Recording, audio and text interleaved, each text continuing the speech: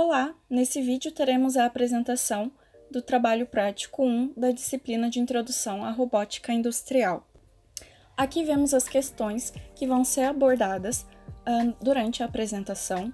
O meu nome é Daniele e eu vou falar sobre a questão 1, que diz respeito aos conceitos, e posteriormente a questão 4, que diz respeito à representação vetorial. Então, falando sobre as definições sobre os robôs. O conceito sobre o que é um robô, ele pode apresentar diversos significados e características, não existe um consenso universal sobre o seu significado, e existem divergências que são conceituais entre o mercado oriental e o mercado ocidental. Mas, segundo grandes empresas renomadas de robótica, a gente pode encontrar algumas definições que são estabelecidas por elas. Então, para a empresa RIA, um robô industrial, na verdade, ele vai ser definido como um manipulador multifuncional, que é reprogramável e é projetado para realizar a manipulação de materiais, peças, ferramentas ou peças especiais. Essa manipulação ela pode ocorrer através de diversos movimentos que são programados para que o robô consiga fazer várias tarefas. Já para a empresa ISO, um robô ele vai ser uma máquina manipuladora, a qual possui inúmeros graus de liberdade e é controlada automaticamente, sendo reprogramável, multifuncional e que pode ser formada por uma base fixa ou móvel para utilização em aplicação em automação industrial. Já para a IFR, um robô industrial ele será um manipulador programável em 3 ou mais eixos que é controlado automaticamente, reprogramável e multifuncional. Então, ele pode estar afixado em um local ou ser móvel e possui como finalidade a utilização em aplicações de automação industrial. Já para a IFTOMM, um robô ele é como um sistema mecânico que está sob controle automático e assim ele executa operações como manipulação e locomoção. Bom, a categorização dos robôs de maneira generalizada aqui tem apresentado 2 sistemas: os equipamentos teleoperados e os robôs. Os teleoperados eles só estão aqui apresentados para que a gente consiga entender a diferença em relação aos robôs. Então, eles são dependentes de ordens diretas que são atribuídas por seres humanos, né? O dispositivo ele não toma decisões próprias porque ele não é programado previamente para isso.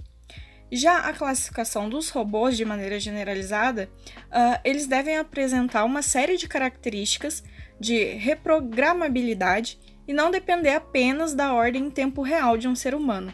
Então, eles são classificados em 2 grandes grupos, que são os móveis e os fixos. Os móveis estão divididos em aquáticos, aéreos e terrestres. Os aquáticos podem ser submarinos ou marinos. E os fixos são divididos em paralelos, que pode ser o 3,6-GDL, e em série que temos o cartesiano, cilíndrico, esférico, articulado ou também chamado de revolução e o SCARA. Em relação à constituição típica de um sistema robotizado, a gente tem a divisão em 4 categorias, que são os manipuladores ou robôs, né? Então é o sistema mecânico principal e a parte mais visível do sistema robotizado. A gente tem o controlador, que é um equipamento eletrônico que vai estar encarregado de controlar as juntas e os motores, né? E também controlar a cinemática do sistema. O sistema de computação, onde são realizados a programação, né, dos robôs, podendo ser externo e portátil, como por exemplo um laptop, e o sistema de visão computacional, que é um conjunto de sensores ópticos ou câmeras, né, que vão permitir a identificação de objetos no entorno do trabalho. A classificação dos robôs ela pode ocorrer de acordo com diversos critérios, né, e eles são divididos em 5 grandes categorias, que são graus de liberdade, a estrutura cinemática, a tecnologia de atuação, a geometria do espaço de trabalho e as características do movimento. A premissa da rigidez ela é uma condição de um conjunto de pontos ou partículas, né, que satisfazem essa restrição matemática apresentada aqui. Então, segundo essa condição, né, quaisquer 2 elementos desse conjunto, eles têm que preservar distâncias invariantes no tempo, e essas distâncias elas devem ser constantes. Então, um corpo que respeita essa premissa é denominado de corpo rígido, e ele é formado por um conjunto contínuo de partículas. Já um corpo que não respeita essa premissa é denominado de corpo deformável. Bom, os pares cinemáticos, para a gente conseguir entender o que eles são, a gente precisa entender primeiramente o que são os elos. Então, os elos eles podem ser considerados como corpos rígidos que estão conectados por meio de juntas, e eles formam mecanismos e cadeias cinemáticas, e eles podem ser representados pelo símbolo N. E são classificados de acordo com a quantidade de conexões que eles têm em relação aos elos adjacentes. Então, aqui a gente tem os tipos, né, a classificação, e na figura, onde a gente pode perceber, por exemplo, o unário, o elo ele apresenta apenas uma conexão, o binário duas e assim por diante. Então, um par cinemático ele é definido como a superfície de contato entre um par de elos. E aqui, né, na tabela, a gente possui os principais tipos de pares cinemáticos e a classificação. Então, eles estão divididos em dois tipos de classificações, que são os superiores, em que o contato ocorre por meio de um ponto ou uma linha, e os inferiores, onde o contato ocorre através de uma área de superfície. Posição e orientação. Então, a posição, né, de um corpo rígido, ela está relacionada à posição de um ponto no espaço em relação ao sistema de referência. Então, aonde esse corpo posicionado em um sistema de referência local vai estar em relação ao sistema de referência global. E já a orientação, ela vai estar relacionada a como o corpo rígido no espaço vai estar rotacionado no sistema de referência. Então, ela pode ser descrita através de diversas abordagens, e 3 delas se destacam utilizando matrizes de rotação, que são os cossenos diretores, os ângulos de Euler e os quaternions. A localização, portanto, ela se caracteriza como a descrição de todos os possíveis movimentos de um corpo rígido e, portanto, ela é a soma da posição mais a orientação. Olá, eu sou Vinícius Pereira e nesse segundo exercício vou falar um pouco de mobilidade, e para isso nós vamos analisar alguns manipuladores. Inicialmente, nós redesenhamos cada manipulador para facilitar a análise e a visualização, como por exemplo no manipulador 3RRR, onde que nós encontramos o número de elos igual a 8, o número de juntas igual a 9, e com isso podemos calcular que o número de circuitos independentes será de V igual a 2. Aqui trazemos também a sua representação estrutural e a sua representação por grafos. A mesma analogia será feita no manipulador 4RRR, onde que encontramos que o número de elos é igual a 10, o número de juntas é igual a 12 e o número de circuitos independentes será igual a 3. Trazemos também a sua representação estrutural e a sua representação por grafos. Já no manipulador 5RRR, temos que o número de elos será igual a 12, o número de juntas igual a 15 e o número de circuitos independentes igual a 4. Trazemos também a sua representação estrutural aqui em cima e a sua representação por grafos aqui embaixo. Por fim, analisamos o manipulador 6RRR, onde que temos que o número de elos é igual a 14, o número de juntas é igual a 18 e o número de circuitos independentes nós encontramos igual a 5. Fazemos então a sua representação estrutural aqui em cima e a sua representação por grafos aqui embaixo. Agora, no exercício 3, eu vou falar um pouco de mobilidade aplicada, tanto a manipuladores seriais quanto a manipuladores paralelos. Primeiramente, no manipulador serial, passado para a gente no problema, nós encontramos que o seu espaço de trabalho, todas as juntas são de revolução no eixo Z. A conectividade delas é igual a 1 e o espaço de trabalho é planar, ou seja, lambda é igual a 3. Tendo todas as juntas com conectividade igual a 1, podemos utilizar a forma de mobilidade simplificada. E então podemos substituir nela o número de elos, que o exercício não passou, que é igual a K, e o número de juntas, que seria igual a K menos 1. Então, substituindo, nós encontramos que a mobilidade será igual a K menos 1, independente do número de elos que teria no manipulador. Quando analisamos o manipulador paralelo, nós temos que o mesmo trabalho, o espaço de trabalho seria verificado, onde que todas as juntas de revolução estão no eixo Z, a conectividade também dela será igual a 1 e também temos um espaço planar. Então, iremos substituir na forma de mobilidade a análise que a gente fez de cada perna, onde que nós conseguimos colocar o número de elos em função das pernas. Então, o número de elos será 2n mais 2 e o número de juntas igual a 3n. Substituindo, então, encontramos que a mobilidade será igual a 3. E com isso nós podemos dizer que a mobilidade será constante, independente do número de pernas que o nosso manipulador paralelo tiver. E é isso. Muito obrigado. Bom, eu vou falar sobre a representação vetorial do volume de trabalho em manipuladores. Então, um robô ele pode executar um tipo de movimento, né, que está descrito através de 5 geometrias principais, que são essas daqui. O espaço de trabalho ele vai se referir ao volume de espaço o qual o efetuador final pode alcançar. Então, para a gente realizar essa questão, a gente precisa encontrar a representação vetorial do volume de trabalho de cada um dos manipuladores, que na verdade vão ser 4 deles apenas. Então, assumindo que cada junta prismática pode variar seu comprimento entre 30 a 70 centímetros e que cada junta de revolução pode variar sua posição articular entre menos 140 a 140 graus. Então, usando os conceitos da junta de revolução e da junta prismática e seus equacionamentos, a gente vai obter a representação vetorial desses seguintes manipuladores. O manipulador cartesiano ele apresenta 3 juntas prismáticas, que a gente pode observar aqui na nossa representação vetorial. Ele também possui o ponto O, que seria o de origem, e 2 pontos intermediários, que seria o A e o B. E também tem a presença, né, de 3 comprimentos variáveis, que identificamos como K1, K2 e K3. Então, após essa análise, a gente consegue obter a nossa representação vetorial, né, que ela se dá a partir da origem do sistema somado aos vetores unitários OA, AB e BP. Aqui a gente tem, né, os nossos limites inferiores e superiores das juntas prismáticas, que está escrito de forma generalizada. Depois de fazer o nosso equacionamento, a gente precisa realizar a normalização de variáveis. E a normalização ela é feita para que o procedimento de simulação computacional se torne mais apropriado para a implementação do código. Então, a gente realiza uma redefinição da variável de translação, Kn, fazendo com que ela varie entre os valores de 0 e 1. Né? Então, a gente consegue obter o nosso equacionamento para a implementação do código.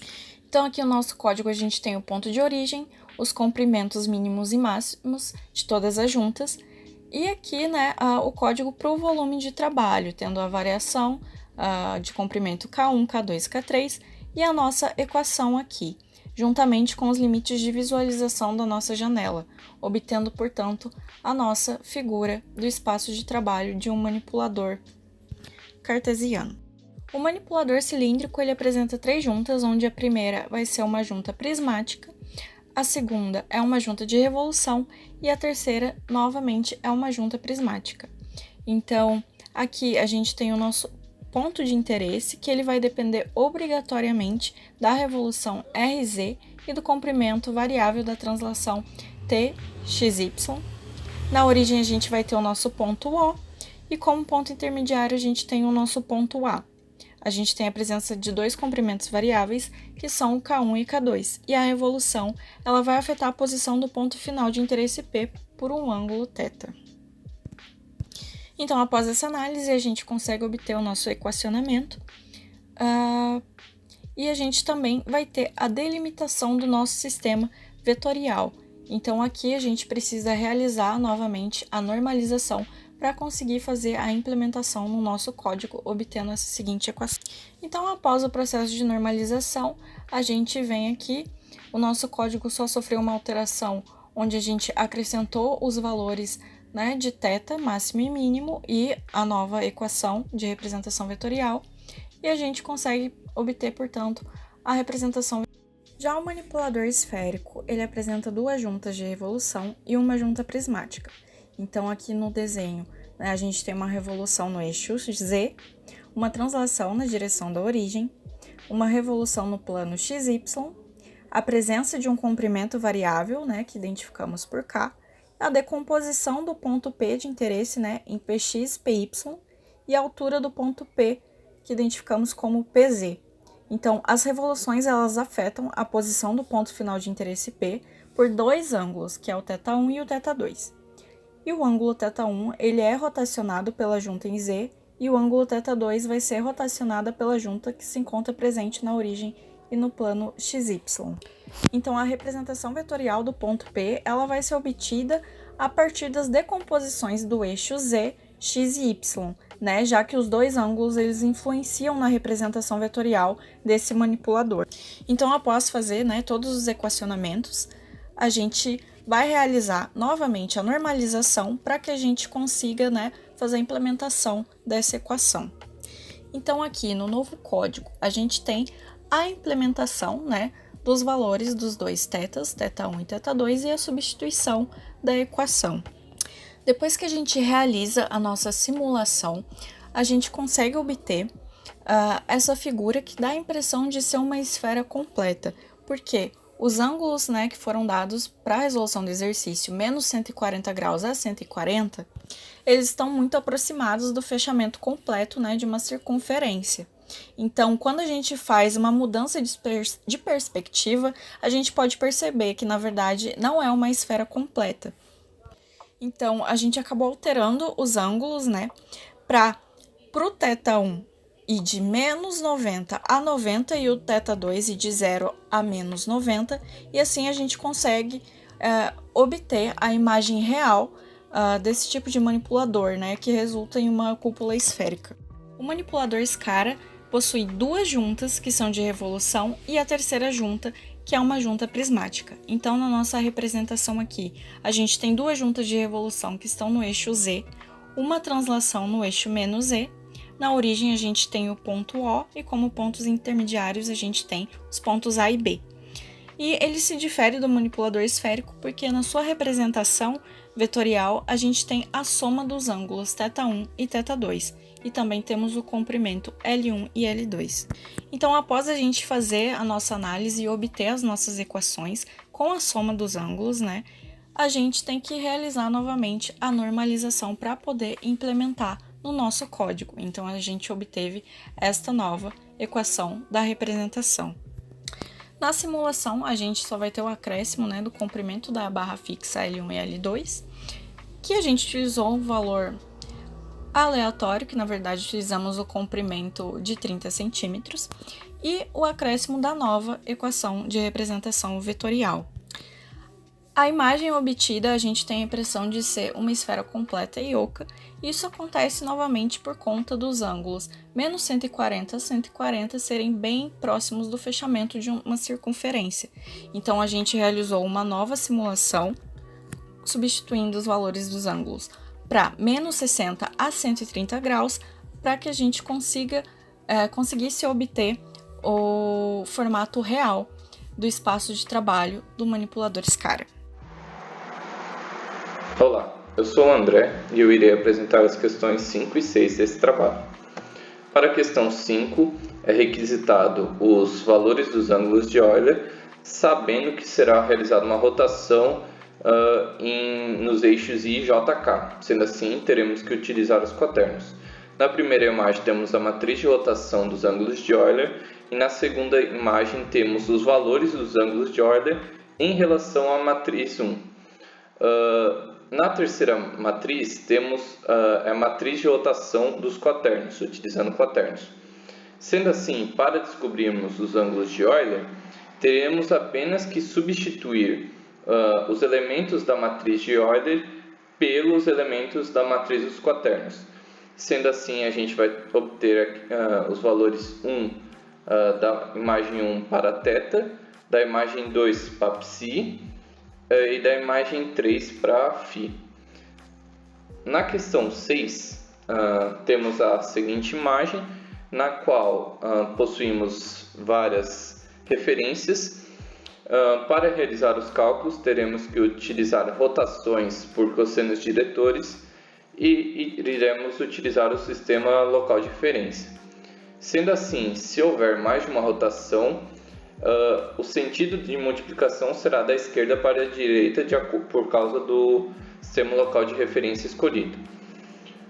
Para a matriz de rotação 0,1, será realizada uma rotação em y de menos 90 graus. Para a matriz 1,2, será realizada uma rotação em x de 90 graus, em seguida de uma em y de menos 90 graus. Para a matriz 2,3 de rotação, será realizada uma rotação em x de 180 graus.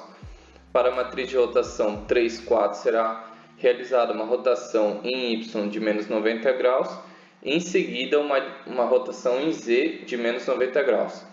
E para a matriz de rotação 4,5, será realizada uma rotação em z de menos 90 graus. Agora desejamos verificar a seguinte afirmativa que está descrita. Para isso, a gente vai necessitar descobrir a matriz de rotação 0,5, na qual é a primeira figura. Para realizar a rotação da matriz, para descobrir a matriz de rotação 0,5, é necessário realizar uma rotação em y de menos 90 graus, em seguida em x de menos 90 graus. Sendo assim, se obteve a matriz da primeira figura. Agora podemos realizar a verificação. Aplicando a multiplicação das matrizes da esquerda para a direita, obtivemos a igualdade entre a matriz de rotação 0,5 e as matrizes de rotações anteriores multiplicadas. Sendo assim, a afirmativa é verdadeira. Para a equação B, para a letra B, iremos apenas calcular as matrizes de rotações que não foram calculadas ainda. No caso, a matriz de rotação 0,2 será necessária uma rotação em Z de 90 graus e em seguida uma em Y de 180 graus. Para a matriz 2,4 será necessária uma rotação em Z de 90 graus, em seguida em X de menos 90 graus. Para a matriz 4,1 será necessária uma rotação em X de 90 graus, em seguida uma em Y de 90 graus. E para a matriz 1,5 de rotação será realizada uma rotação em X de menos 90 graus. Sendo assim, podemos validar a verificação e observamos que ao multiplicar a matriz de rotação 0,2, 2,4 e 4,5 equivale à matriz de rotação, às matrizes de rotação multiplicadas 0,1, 1,2, 2,4, 4,1 e 1,5. Sendo assim, a afirmativa foi verificada. Para realizar as matrizes homogêneas, a gente necessita primeiramente encontrar as matrizes de translação. Sendo assim, a matriz de translação para 0, 1, 2, 2, 3, 3, 4, 4, 5 são dadas na primeira imagem. A matriz homogênea ela tem o formato dado como na segunda imagem. Sendo assim, as nossas matrizes homogêneas elas vão ficar no formato da imagem 3, na qual a perspectiva é um vetor nulo e o escalar é um unitário.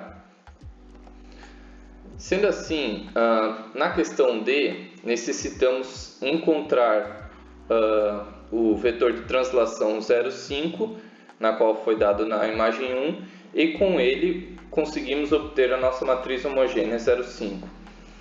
Para realizar a verificação, iremos multiplicar as matrizes homogêneas da questão anterior e igualar a matriz homogênea 0,5. Essas multiplicações das matrizes foram realizadas via software MATLAB, na qual forneceram um resultado que pode ser visto nessa figura. Porém, sabemos que o menos D menos F é igual a menos A. Sendo assim, as nossas ambas matrizes ficam iguais, confirmando a verificação. Na questão 7, nos foi solicitada a construção de um modelo matemático que definisse as posições de cada uma das juntas dos seguintes manipuladores. O primeiro passo é definir qual o sistema de coordenada universal do mecanismo, aqui colorido em vermelho logo na primeira junta da base. Foi definido também um sistema de coordenada local para cada junta. Utilizaremos matrizes de transformações homogêneas para encontrar as posições e translações dos elos. Como o mecanismo possui apenas movimentos de rotação em um eixo, arbitrariamente definido como eixo Z, utilizaremos essa matriz de transformação homogênea. Para a relação entre o sistema de coordenada universal e o primeiro sistema de coordenada local, a matriz de transformação homogênea possui apenas componentes de rotação, sem translação. já que o eixo central de ambos os sistemas se encontram no mesmo local. Para a relação entre a primeira junta e a segunda, utilizamos a rotação de θ2, junto com o comprimento L1 da junta. O mesmo vale para a próxima junta, utilizando θ3 e L2. Para a relação entre o terminal de atuação com o último sistema de coordenada, utilizamos apenas componentes de translação, já que não há uma junta de revolução. Dessa forma, a posição final do atuador em relação à base é definida na primeira e segunda linha da última coluna da matriz resultante. Para o segundo mecanismo, podemos ver a similaridade com o mecanismo anterior, apenas com a adição de um elo. Portanto, podemos utilizar as matrizes de transformação homogêneas H0 para 1, H1 para 2 e H2 para 3. Mas na matriz do sistema de coordenada 3 e 4, utilizamos o novo ângulo θ4. Assim como na matriz do atuador final, utilizamos o novo comprimento L4, mantendo as características de apenas translação. Dessa forma, a nova matriz de transformação homogênea assume esse formato, e a posição final do atuador é dado por essas equações.